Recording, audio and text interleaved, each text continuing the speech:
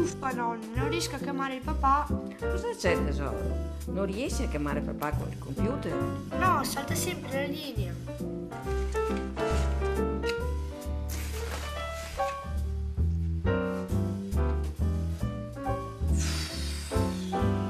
A che ora arriva papà? Non lo so, volevo chiamarlo per sapere quando arriva.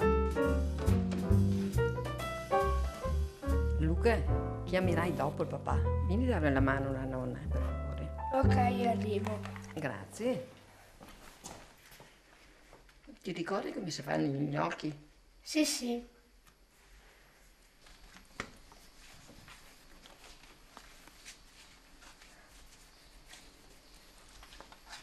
Nonna, che ne dici del mio nuovo tipo di gnocco? Bello, bellissimo. Mamma mia, sei stato veramente bravo, amore. Grazie. Prego, amore. Pronto? Pronto? Ma no! Porta pazienza, Luca.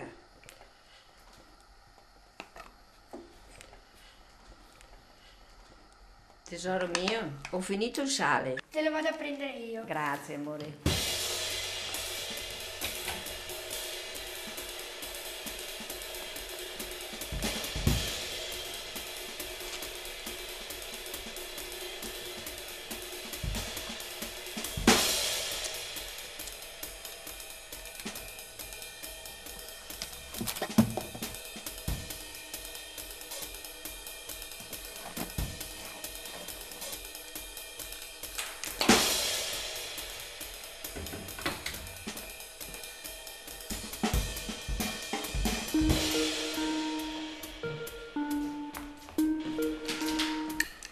Ciao papà, finalmente! Come stai? A che ora parti? A che ora arrivi? Ciao campione!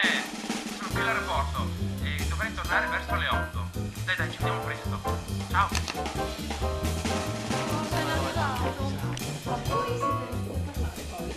Sì, oggi ci siamo messi in contatto dall'aeroporto via telefono, fantastico.